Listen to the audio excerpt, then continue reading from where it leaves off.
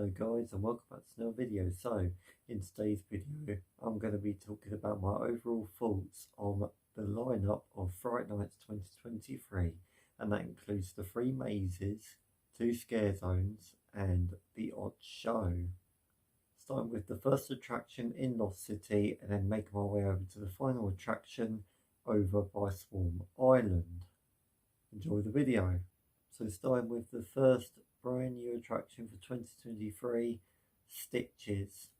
So the story behind Stitches, it actually is quite hard to explain as so much happens within the story, but all I know is that it's about a toy emporium, and inside the maze itself it is definitely incredibly themed and one of the best themed mazes Thorpe Park has created. I really like the first scene with the emporium where you've got all the detailed theme of all the different toys on the shelves and stuff. To me, it definitely reminded me of my childhood when I used to play with toys myself, like the toy cars for example. And there was multiple other different scenes. Some were yet again very well themed, but some were very, very creepy indeed. I think Stitch is definitely a great addition to the park this year, but it's also one of the creepiest mazes that I've ever experienced myself. For example, the finale scene with all the mannequin dolls, that definitely creeped me out. Like, I went through that scene with my head down. Plus it did go down really well, and a lot of my guys from my team at Thorpe Park seem to really enjoy it, and I've also heard loads of other good reviews as well. For those who have not seen this video, I recommend heading over and looking at my behind the scenes video of Stitches, as I went through the maze and took some pictures of the different scenes and created it into a video, so be sure to check that out. What did you guys think of Stitches? But to me, it's definitely one of the most best themed mazes Thorpe Park has put on. Next up, the Crows of Mawkin Meadows. The Crows is a scare zone which has been at the park for the past 2 years, and also roaming around the park first thing from 3ish. Most of you guys may know what the Crows are. They are one of the main characters of Fright Night since 2020. The scare zone was definitely a massive big improvement to this year, as it's been in its same location but with a complete different layout, and it definitely helped with the rip out of the old Saw Alive queue line. And it's definitely now stronger than ever it has been, and it still remains as the best scare zone Thorpe Park have ever done, the Crows. This time it was good how everything was all covered up, so when you were going through each scene you did not know what was coming up and stuff, and if you didn't expect it, you get a good jump from one of the Crows. It was great to see there were some new characters in there as well, like for example a victim turned into a crow. I quite liked that sort of idea, and it's always great to see the Crows at Fright Night. They definitely are the highlight of the event, and I hope they do keep coming back for many more years to come. The next attraction is Trailers. Trailers is one of the oldest scare mazes in the lineup, and it was introduced in 2021 and is still at Fright Nights to this day. Trailers is about that you're going into the cinema to see a film, and once you get seated you unexpectedly get sucked into the screen and you go through all these different horror films, and then when you eventually come out of the screen and back into the cinema itself, things don't seem right, as while you've been into the screen all the different characters from the different films have jumped out of the screen and gone into the real world. They've gone carnage. My thoughts on Trailers: I think it's definitely a great maze, especially if it's got a strong cast. The scenes are actually quite good in there, and especially if you've never done it before, then you'll definitely enjoy the maze. But personally, I've done the maze Trailers a good few times now over the years, and this year they haven't really added many changes to the scenes. They remain the same compared to previous years. The only changes that I can think of is that in the finale section they've added a few tweaks to the posters, and just before you come out of the maze they've added some fake smoke effects to the ceiling, which I think is quite cool. But Personally, I think trailers has definitely lost its sparkle now. There's not really much major changes in the maze.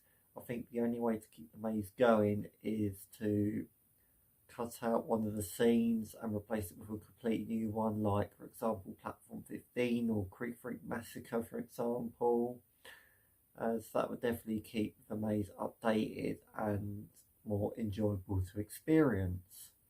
It is a shame, but hopefully they will do that to trailers. If not, it's definitely had its time. But I do also feel that Breakout of Bozos has made the maze a lot more tighter than it already is, but yet again, hopefully they will change some of the scenes for the 2024 season.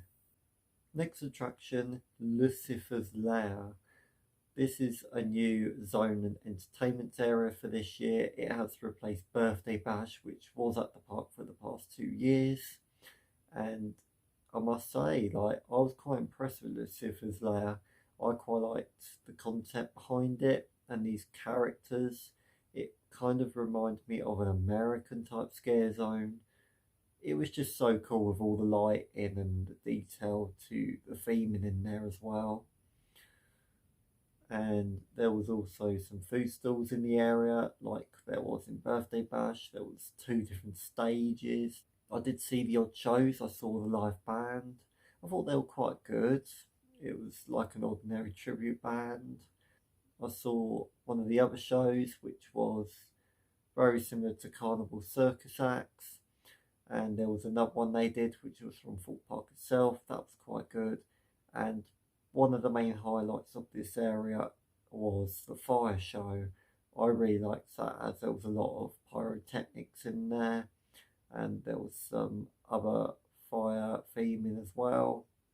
It was definitely one of the main highlights of Fright Night 2023, and I do hope this could be a zone that keeps returning year after year now, as it definitely matched the area, and there was a great atmosphere in there as well, especially at night when there was all smoke and red lighting and stuff. Well done, Thorpe Park, for creating that zone.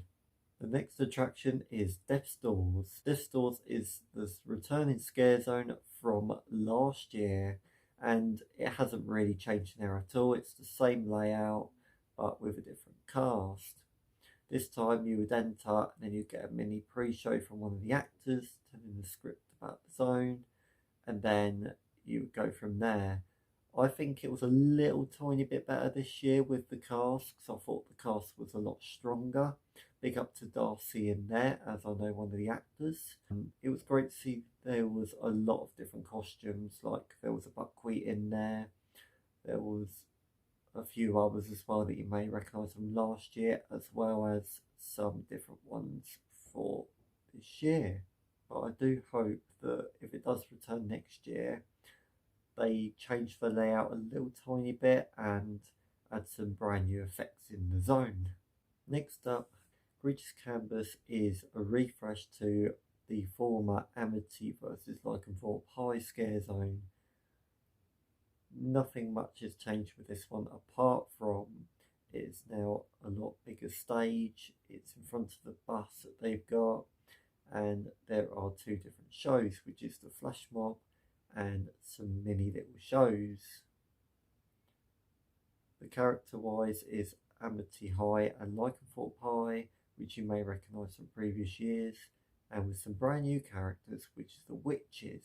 I only saw the Flash Mob, which it was quite good, but not as good as last year's in my opinion. The other little show that they had, I did not watch it, but by what I saw on YouTube, it did look pretty good. In my opinion, with Creatures Canvas, it was an okay place. I felt that if they was going to do something in that area, they could have done something different and not Amity and Lycans. I think Amity and Lycan have had their time at the lineup now. I think it's time to put them to bed. But at the end of the day, like, they are very popular to Fright Nights, and a lot of fans out there do like them. So it makes sense to why they brought them back for this year. But hopefully next year there will be a brand new set of characters that's owned by Stealth. As I also know that Flash Mobs are also great to watch as well. And the final one in the lineup, Survival Games. Survival Games is the brand new maze from last year, and it has come back for a second year, and it's located next to Swarm. Now, Survival Games, I do not know where to start with this one. Wow. They definitely upped their game with it this year. It was definitely more intense compared to last year. Last year I was not really that impressed with survival games, as I felt like there was lack of actors in places and it was just okay. But I think this year they have definitely upped their game. There's a lot better, stronger cast in there and definitely more actors.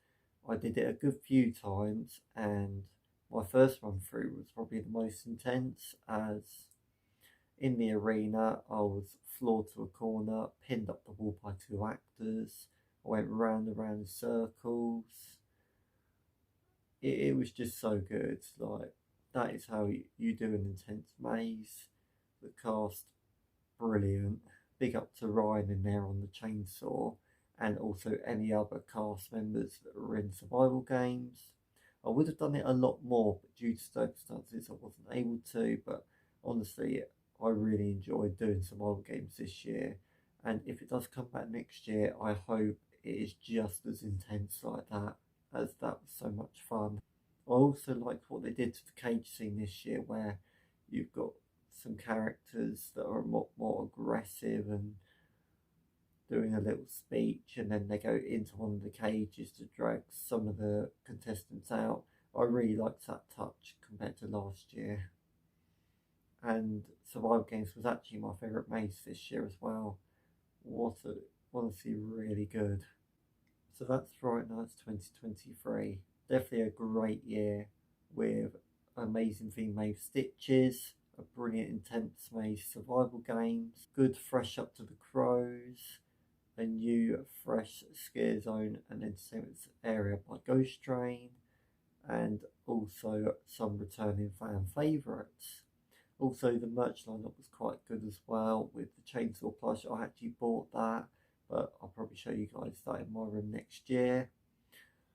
It was a great year, and hopefully it will come back just as good next year in 2024.